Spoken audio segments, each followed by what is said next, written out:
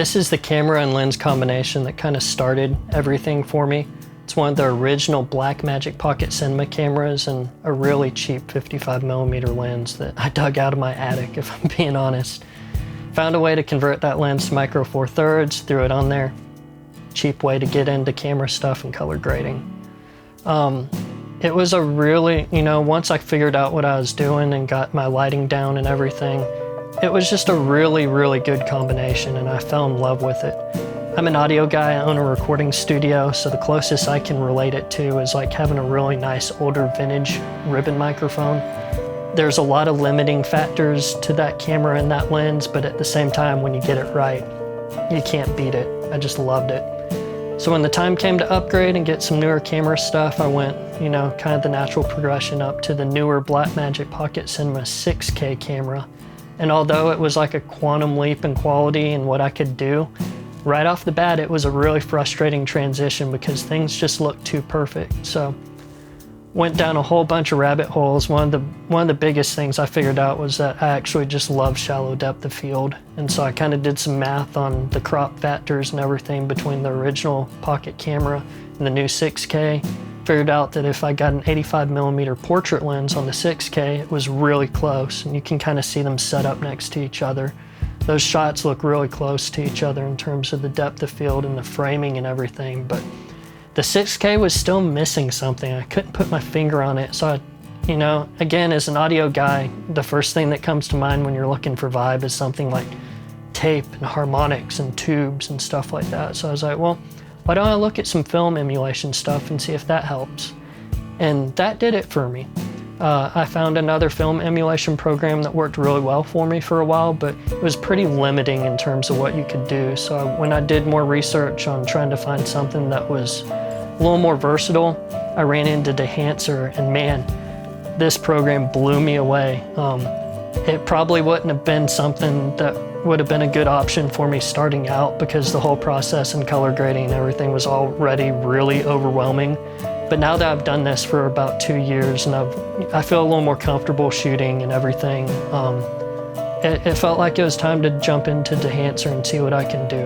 And so that's what we're gonna do. I'm gonna kind of show you around, show you how I work, and we'll just dive into it together and see what we think. But overall, I'm pretty impressed with it, and it's really given me what I thought the newer camera was lacking in terms of character. Let's dive in. So the first thing we need to do is figure out how to set up Dehancer properly in our program. I use DaVinci Resolve. I kind of fell into that because I bought Blackmagic cameras and it came with DaVinci Resolve free. So it had been 10 years since I'd touched Final Cut Pro, so I figured let's just start with DaVinci Resolve. I hear they have really good color management and color grading capabilities, which they do. So let's check this out. This first way of setting up Dehancer is just stupid easy. This is how you could do it in any program. If you're just starting out, I would recommend playing around with it this way just to kind of get your head around things. So regardless of whatever program you decide to use, you can just throw Dehancer on and boom, you're ready to go. Now, the way DaVinci Resolve works is these are called nodes. It's basically a way of splitting up the different grading things that you do. You can do all your changes within one node, but organizationally, it makes more sense to split it into multiple nodes so that if you need to go back and tweak something, it's really easy to find it on that node and tweak it as opposed to digging around in one busy node. So what I've done here is when you have raw images on your camera, like B-RAW, they usually look like this. And this is my power stance of taking a drink of water between takes. This is your raw image. It's squashed. You look down here. Check this out. When I turn it on, it gets stretched out. Everything looks more saturated. That's basically kind of what your camera saw when you were in the room. So what I've done with Dehancer is most programs like DaVinci Resolve have what's called color space transform, which basically stretches out your image and gives you a good starting point. Dehancer has color space transforms built into it based on whatever camera you have, and they have a ton of cameras. So under here on the input, first thing I did was I chose my camera, which was the Blackmagic Pocket Cinema 6K. And then I was shooting in their Generation 5 color space at ISO 400. A lot of people aren't going to care about this, but Blackmagic cameras have a dual ISO now. So the dual ISO, native ISOs for that are at 3200 and 400. I shoot at ISO 400 most times. So if you do that and you have all the camera stuff turned off, that's your color space transform without any film emulation. From there, now that we have our good starting point, you can pick your film type, which is the Kodak Ektachrome. I've been digging that lately for the angle in this room. And then on your print, if you enable that, I'm printing on the Kodak 2383. We'll get to this, but the two main parts of the filmy kind of emulations on this is your film type and your print. The film type is the film that's in the camera. And for bigger motion pictures back in the day, once you edited all your footage together from that film, you would print to another film type. And so that's basically what that's emulating.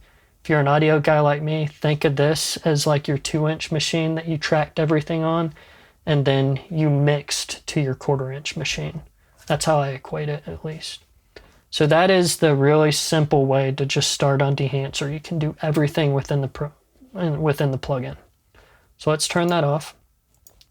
The second way, which is a little more complicated, but how I would recommend you work, and this is how Dehancer suggests you work, is that you order of operations this out. So the first thing I do is some noise reduction on my camera, because with raw camera files, there's naturally a lot of noise in there, and you get to choose how much of the noise you remove afterwards. The camera doesn't do it for you automatically. It gives you the versatility of removing it yourself. So first thing in your order is to denoise, then followed by your color space transform, which this I'm doing in Resolve. I picked my camera and I picked my color space that I'm working in. So there's my color space transform. Then you follow that with Dehancer, which the only thing you need to do when you work in this kind of workflow is up here, your source. You're not going to pick a camera because we've already done our color space transform. We're now working in the Rec 709 color space now that we've done our color space transform. You'll see that my output's Rec 709. So if you pick Rec 709 up here, and then we pick our film types, we're pretty much sitting at where we were up in this first simple one node workflow. And then the last thing you do is your sharpening. Again, raw camera images sometimes let you sharpen things later. They don't do it built into the camera. I also have a filter that kind of does some weird stuff that I'm not going to get into. But all that to say, I usually sharpen all my stuff a little bit, and you do that at the very end. So order of operations that Dehancer suggests is you start with your noise reduction, followed by your color space transform, then followed by Dehancer with your color space. I'm working in Rec 709, and then followed by sharpening. So that's how most people are probably going to work. I'm going to show you one more way of doing this, which is actually how I'm going to do things from now on. DaVinci Resolve has a built-in color space that's very wide that you can work in called DaVinci Wide Gamut. It's amazing. It's similar to something like Aces. A lot of people that do more professional work in Aces. So instead of me having to set up my color space transform every time, what you can do is within your DaVinci Resolve settings, you can go to color management. You can tell it that I want to work inside the DaVinci color managed workflow. I'm working with standard, not HDR footage, but standard definition. And then I'm ending in Rec 709. So watch this image right here. Save. Boom. Anytime I import footage into DaVinci Resolve, now that I'm working in DaVinci Resolve's wider color space, basically, anytime I import camera footage and I'm going to work in my Rec 709 color space, which for me is every time, as soon as you pull footage in, it's going to do this automatically under the hood without you having to do anything. Makes so much sense. It's so simple for me. You can also set up this if you work in Aces, but if you work in Aces, you probably already know that and you've watched a video on it, but it's worth mentioning. So now that I've done that, they suggest that your order of operations is the same, where you have your noise reduction, followed by Dehancer, followed by your sharpening at the very end. And the only thing you need to do when you set up Dehancer, when you've got all that working under the hood and you're working in DaVinci Resolve's color space naturally, is that for your source up here, you need to make sure you select Wide Gamut Rec 709, because if you just have it set there, things are going to look a little weird. You're not going to have as much space to work in. So the best thing about this kind of workflow, which I think I forgot to mention it with the second workflow, but it works for the second and third workflow, is that when you get down here to your output, you can blend really easily between your full, oh, actually I need to activate that, sorry. Okay, now we're on that node tree, sorry about that. So like I was saying, the cool thing about this kind of workflow is that you can blend between your full color space transform that DaVinci Resolve does, and then blend into your film emulation 100%, or blend between them. I've found that for most things, I like to work with a 50-50 workflow. So there's our just full color space transform, and there's Dehancer blended in 50-50.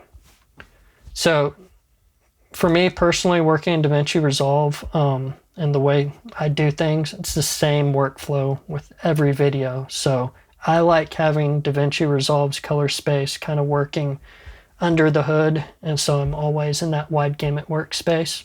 It's less work setting up your node trees. So those are your options when you're working with Dehancer and pretty much any plugin, or it doesn't matter, Final Cut, DaVinci Resolve. So yeah, let's keep going to the fun stuff now.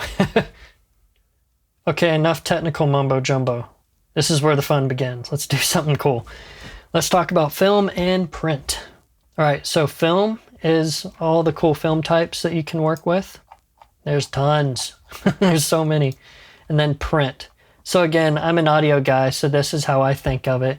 Your film type is what's in the film. That's your 2-inch tape machine that you're tracking to. When you get to the mixing stage and everything's edited on the film, on the camera film, you print to another type of film, because that's how you had to work when there's nothing but film. So they're both going to yield different results. You don't have to use print, but you can. So let's start with, again, I'm kind of digging the Kodak Ektachrome. That's kind of where my happy place has been for this control room shot lately. So I chose Kodak Ektachrome. Now, the cool thing here is that you've got this push-pull option. This is when you're developing that film, if you underdevelop or overdevelop.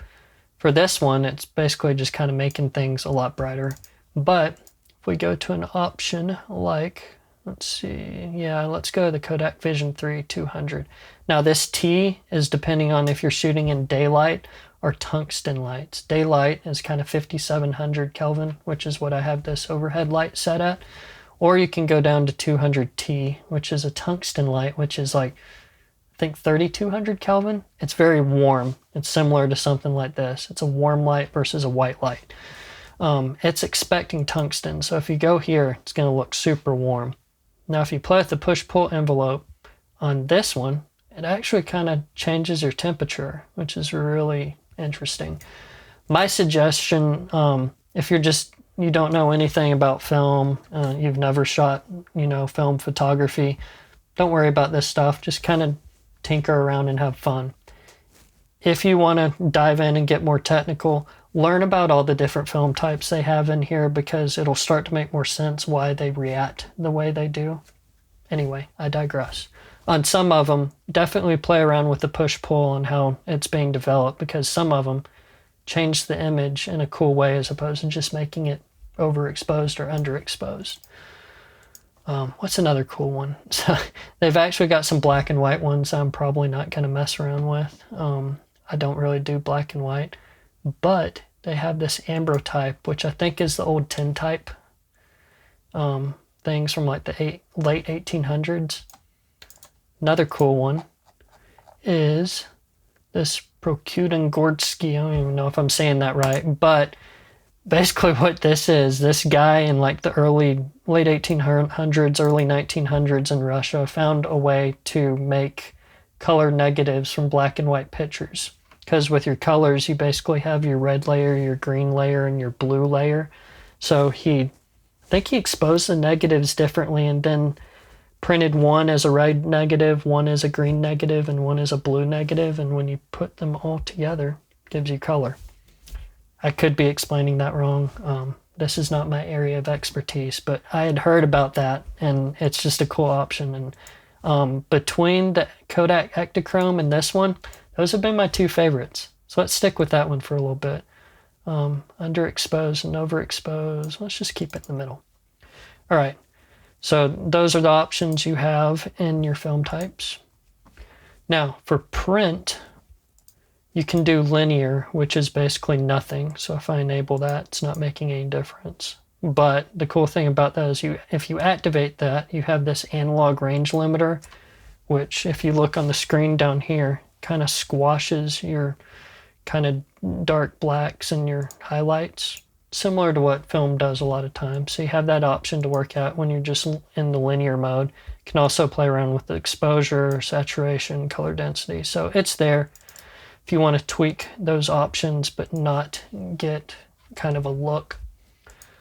You also have Cine and Log, which most of you probably aren't going to care about that if you're starting out. That's another color manage workflow. Some LUTs, when you engage them, I know expect you to give it a Cine and Log look. So yeah, anyway, let's not go into that because I'm not the best person to explain that and I don't work in that. The two I play around with is the Fujifilm one, that's one look, or the Kodak one. What I've found with a lot of the Fujifilm looks overall is that they kind of give you a little bit more of a greener tint sometimes, and the Kodaks are a little bit kind of warmer. That would be my dumb, easy explanation of all this, but I tend to like the Kodak one, so let's turn that on and off. And boom. I don't think I need to explain anything else in those. You can deep dive into all the options if you want, but the other two things I just want to touch on very briefly that I find useful is this expand point. If you look down at your graph, that's like if we go down here, we're clipping. If we go up here, we're clipping our highs and lows. So with our black points, we can actually drop that down just a little bit without clipping, and maybe bring our white point up just a little bit without clipping. See how it looks a little bit more washed out without the expand? Turn that on. Cool. It's a quick option that I use a lot. Your film compression too can help you with highlights. If you take a look at my skin up here, let's see how it kind of changes how washed out my skin is. If you look on your graphs down here, you can see it's shifting up here. Those are two really quick options to play around with if you're having problems and you just want to do a little bit of fine tuning. So that's film and print. And again, if you're working in the workflow that I suggest you do, you can kind of do your output between your full, color space transform and full film. Again, a lot of times I like to work in 50-50. So it's an option.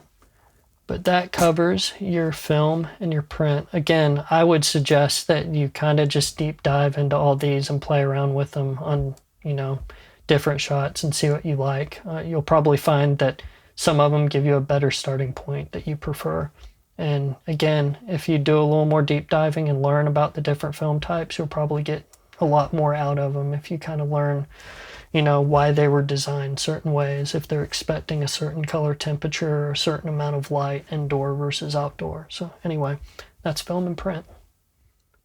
Colorhead is the coolest thing ever. And I'm not going to try to explain what it does because it's pretty complicated, but what I will say first is that when I first started playing with it, I had no idea what it was, but within a few minutes, it made so much sense to me. I was able to get the results I needed really quickly.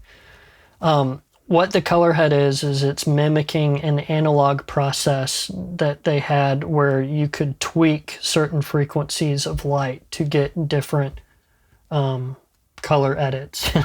That's a simplified way of doing it. So this is an analog process mimicking light hitting film. If you want to dive into it more, I highly suggest you go to Dehancer's website. They've got a long article breaking it down with different examples. That's what I did. I'm not going to attempt to regurgitate it because this is not my area of expertise, and I don't want to confuse anyone because I'm still trying to wrap my head around it. But again, it made so much sense to me right off the bat. The other thing to note is that it's a subtractive process. So when you go up here and do something like adding more yellows, you're actually taking away blue frequencies as opposed to adding yellow frequencies, if that makes any sense. You're not adding yellow, you're taking away the opposite. If you kind of look on your color wheels down here and, you know, your color circle, whatever the hell it's called. See, I don't know what I'm doing. They're kind of opposite. So blue's kind of opposite of yellow. This makes so much more sense to me than messing with the color wheels. Honestly, after using this for a week or so, I haven't touched tweaking color temperature or tint on anything. So let's look at our image real quick. So overall, I think the image is a little too warm. Let's cool it down a bit. So let's add some blue. Well, let's take away yellow. Let's add a little bit of green in, and maybe, let's see what's going on. Yeah, I'll add a little bit of red in there, why not? So before, after. Cool, I'm digging that. I think it's a little too much, which brings us to impact. Impact is basically your blend. So you can blend in how much you want. Let's stick around 80. Again, the cool thing about Colorhead is that it doesn't feel like micromanaged moves where if you move a color wheel a little bit, all of a sudden the changes are huge. It's subtle changes, but it's giving me my results really quick, and it feels like a broader stroke to where I'm not kind of doing small tweaks here and there. I can do larger tweaks overall that don't really feel like they're changing the image overall too much. So I would still call myself a beginner here. As a beginner, this whole color head thing just makes so much sense to me and just works really well. The other thing to note, one more thing, this preserve exposure function. Let's gang these together. Now, the way the original analog process worked is when you start tweaking those, color ranges, you're going to change your exposure too, because all this is happening with light. So by default, preserve exposure is set to 100, which basically means it's not changing your exposure at all. They've done that digitally. If you were using a real analog color head, you would want to put preserve exposure at 0, because all those changes you make are going to change your exposure. So let's ungang that. So let's make those same moves. It's blue down there. Cool. So if you look, our exposure's changed a little bit. So if that's too much for you and you don't like it, technically that's how the analog gear would work, but because this is digital, you have the option to have it not change your exposure, which under controlled lighting circumstances like this, it's not doing that much, but if you're outside or something, it would probably make a bigger difference. So those are the basics of the color head. Again, I would suggest you just play around with it for a few minutes and then go read about it on Dehancer's website. To me, it just makes a lot of sense, and I use it all the time. It's amazing. That kind of covers the, main color grading aspects of film and what Dehancer offers.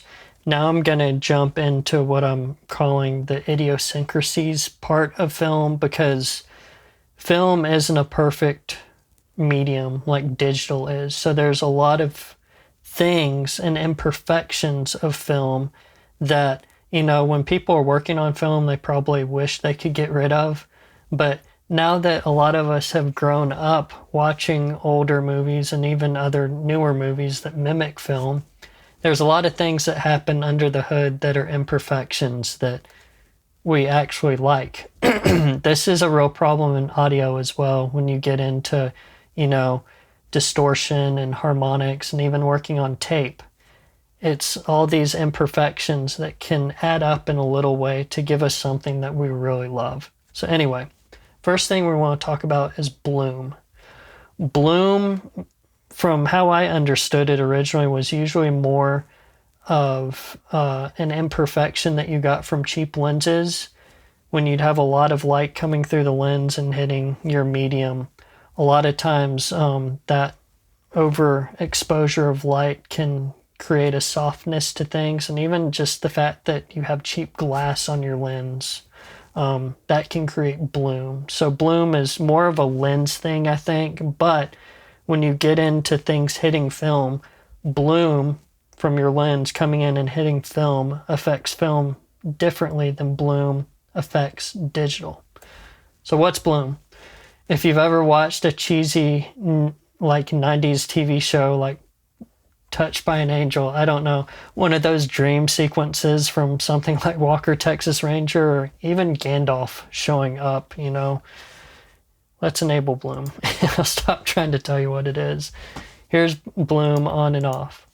See kind of the softness that it creates from that light hitting me behind and hitting my shoulders and my head?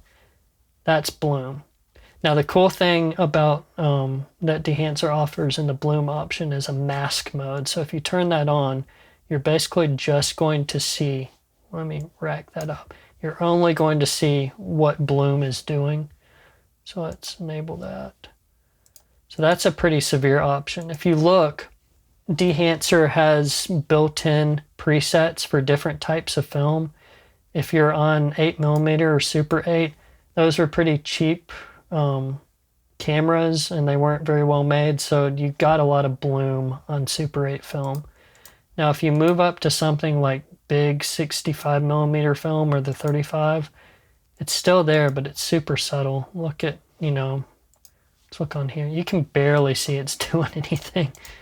Let's rack up impact. Yeah, see, it's just starting to come in.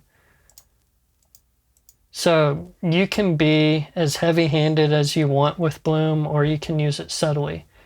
If you're shooting some sort of crazy music video, or you're doing some slow-mo of like a kid and mom running through a field, I don't know, racking up the bloom can be a pretty cool effect. Honestly, I'm kind of torn here because I don't really know how much I'm going to use something like this. For a lot of my audio gear reviews, I kind of have a montage at the end of the review where I play through the full song, and I'm usually a little more heavy-handed on how I color grade things for the montage as opposed to the talking head things like this. So it might be something that I use subtly. We'll see, but it's there. So yeah, that's bloom in a nutshell. I don't want to get too technical about it because you can pretty much see what it's doing. It's a cool option to have. Halation is another one of the idiosyncrasies that's really similar to bloom in a lot of ways. Halation's a lot more technical though. Again, this would be another one where I'd suggest you go to the Dehancer website and look at the breakdown on how halation works. But basically what happens is light goes through your lens, it hits your film, and the film exposes and captures the light. Right behind your film layer, so if that's your lens, the light hits it. Right behind your film, there's a very small space between the back of the camera and the back of that film. What can happen with film a lot of times is that light can actually bounce off the back of that camera and it can hit your film, and it's hitting a lot later, so sometimes you kind of get a doubled effect. Let me just turn it on real quick. So you see how it gets a little blurry and there's a red hue around all these lights and around my ear. Let me turn it off, turn it back on. If we turn on the mask, you can kind of see what it's doing. Halation tends to show itself in a red hue. That's because of how the layers of film are set up. Your red emulsion layer is the last thing on the film, the way it's stacked, and so those reflections hit that red layer and you get kind of a red hue. Most film, like movie types of film, have what's called an anti-halation layer. And so it's something that you have to fight when you're working with movie film a lot. With cheaper films like Super 8 millimeter, you see it in every shot. And it's one of those things where you expect it, and if you're going for a lo-fi look, you know, it's something cool that can be added in. I kind of look at this like bloom. Let's turn the mask off. I'm not really sure how much I'm going to use this, but you can get pretty subtle with it. Let's turn that mask on and turn the impact way down. Now if you look, kind of look around my ears, press play. I think it's something that I might play around with from time to time, but I honestly don't know how much I'm going to use it unless I'm really going for a pretty heavy look. But again, they kind of give you custom presets where you can go from 8 millimeter all the way up to subtle with the 75 and 65 millimeter, 70 millimeter. But it's another option there. If you've seen some older movies with bright lights, you'll notice bloom and halation a lot. But again, the cool thing about Dehancer is it breaks all of these things down so that you can add it in if you want it.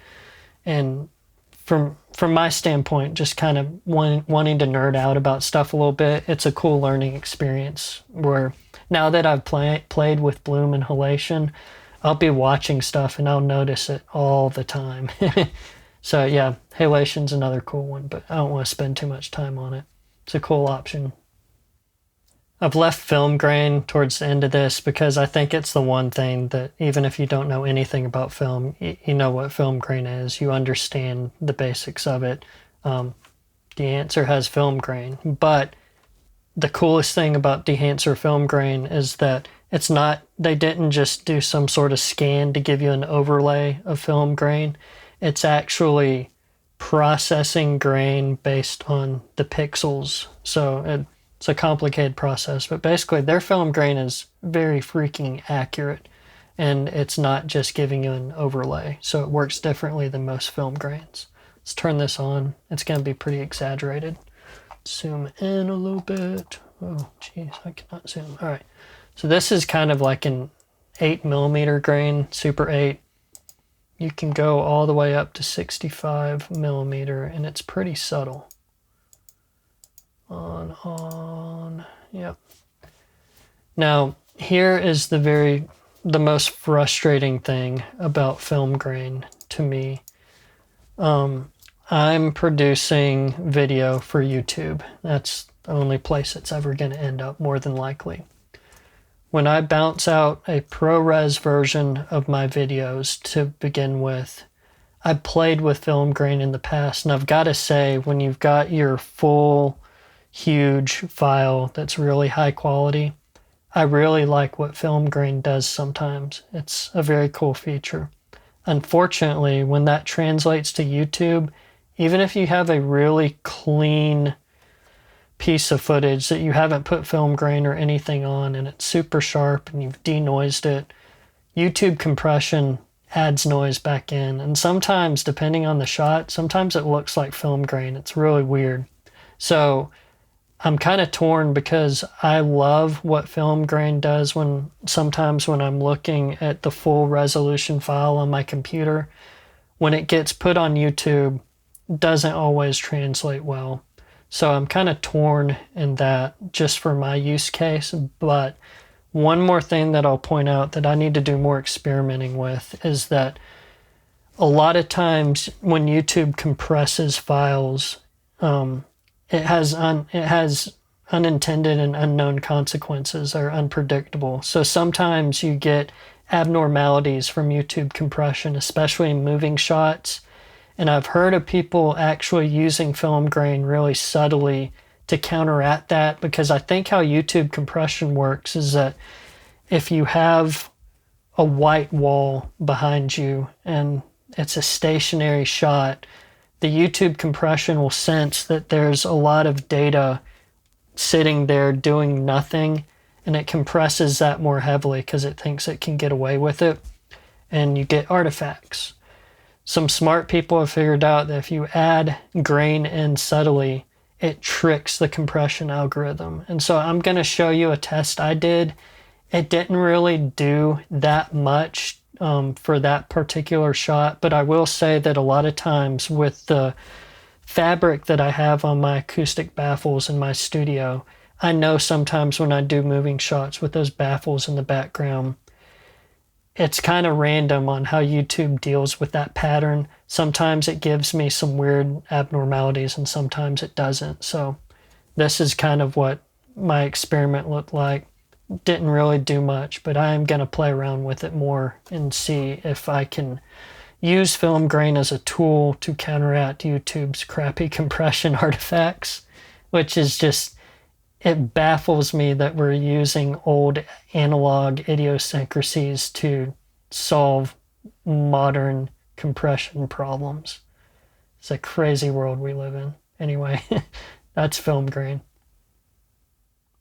These last three film idiosyncrasies have to do with kind of physical movement across the board, and that's the film damage, film breath, and the gate weave. So let's start with damage. That's pretty self-explanatory. This is kind of an 8mm Super 8 preset, so it's pretty strong. We see that if you break it down, you can control how much dust has fallen on the piece of film, if there's any cuts on it, scratches, hairs, anything like that.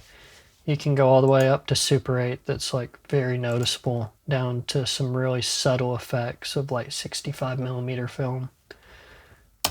Again, I'm not sure yet if this is one I'll use a lot of times. Maybe if I'm going for a certain effect or I get artsy fartsy, it's something I'm going to use, but probably not appropriate for talking head things like this, but we'll see. The other two are much more interesting to me. So film breath, let me just enable it and show you real quick. On, off. Look at the graph down here. On, off. Film breath has to do with light and exposure. Film is not a perfect medium. I run most of my film or videos at 24 frames per second. So if you broke that down into 24 frames of film in a second, not every single one of those frames is going to be exposed the exact same way, no matter how well you do it. When you play it back, that light is not going to perfectly play the same way through each one of those frames. So if I turn it on again, kind of see the exposure and the temperature of light kind of change because bulbs can flicker. There's a lot of factors that can contribute to the film breath, but it's kind of a natural movement thing. In something like Super 8, it's super noticeable. If you go up to like 65mm, it's hardly noticeable at all. But if you look at the graph down here, you can tell it's kind of shaking a little bit. So that's film breath. Gate weave has to do with the actual movement of the film, whether it be through the camera when it was recorded. Sometimes, you know, that film can shift within the camera, and even with the playback later through a projector. With that movement, speed can change, angle can change, a lot of factors can change. So if we put it on the Super 8 setting. Now, one thing to note, Dehancer kind of crops in on your shot a little bit. Think of this as like anti-image stabilization almost. If you didn't crop in on it, when it's moving a little bit, you're going to end up with black frames around your shot. So they crop in a little bit. As you can see, it's kind of shaking around a bit. So if we put all those on Super 8, enable them all, that's kind of your full kind of idiosyncrasies as far as damage and movement are concerned. If we change those all up to like the 65mm, it's really extremely subtle. Again, I don't know how much I'm going to use film damage. We'll see. It's something I can play around with. Film breath and gate weave are a little bit more intriguing to me. Again, if I can relate this to audio, and I apologize for people that are watching this that aren't audio people. I think most people on my channel are involved in audio somehow, so hopefully this relates well. But when I think about audio, when we think about recording stuff to tape, adding harmonics, running things through tubes, It's all these little imperfections that add up to give us this color. And I've found if you kind of subtly stack things throughout the process, they kind of add up into what we perceive as character. So to me, I see things like physical, movement errors along the same mindset. I'm going to experiment a lot with the 65mm presets and kind of tweak from there. But I think this is probably one of those things that not a lot of us notice happening in really well-produced film, but it's there and it's probably having an effect on us more than we realize. So the breath and the gate weave is something I'm going to experiment more with very subtly to see if it has an impact. I think unfortunately, it's one of those things where it's like the Wizard of Oz, once you see behind the curtain, your perspective changes.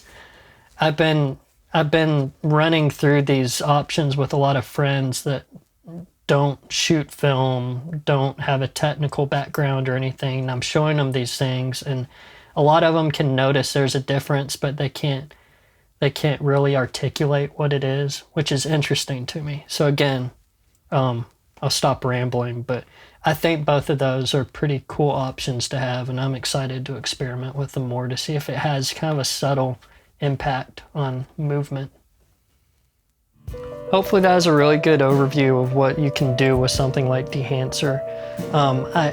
I try not to kind of recycle information when I do reviews. I don't want to just be another guy giving you the same information as everyone else does. I try to put kind of a unique spin on things and approach it from a different angle. So as an audio guy, I think maybe a lot of audio people that are getting into video will find this and find it helpful, because I think the most frustrating thing about getting into video in this modern age is that when I got into stuff like color grading, it seemed like it was a much more kind of micromanaged workflow where, you set up these really complicated node trees, you do masks to kind of, narrow into things. And I can understand that, because when I look at things like EQing a frequency, sometimes you need to narrow in and fix certain issues, and sometimes you want a broad stroke to, put on your master bus and just make something brighter or push a little bit more low end overall. And so my approach, as I've done more film, is that I don't want to micromanage things. I kind of want to do more broad stroke things and, not get so nitty gritty and picky about things. So I know you can get really involved with Dehancer and do some pretty complicated things and complicated workflows. It's capable of doing that, but I also want to show that you can just throw this on something and get really good results in a few minutes. And that's how I've approached it. And the workflow with everything from, having your film emulations and then printing onto another set of film like you do for motion pictures, that made sense to me from an analog standpoint, an audio standpoint, where, you used to record things onto 2-inch tape machines and then mix onto a 1/4-inch tape machine for your final mix. So that made logical sense to me workflow-wise. Things like the color head just kind of blow my mind. It made so much more sense to me than getting into like color wheels and everything. Just the first time I used it, I was like, wow, this makes sense. I'm able to get the look I want really quick. So that's what I want to get across, is that you can make this program as complicated as you want, and probably what that means is it's going to grow with me as time goes. I'm going to get to know it more. My workflow is going to change. It can change and grow with me. So that's what I've got to say. I've got nothing but good things to say about Dehancer. If you're an audio person getting into more film and video stuff and you're kind of hitting a wall with color grading, give it a try. I think it's going to make a lot more sense to you, especially after this video, and hopefully I got that across well. But check out Dehancer. Really cool program.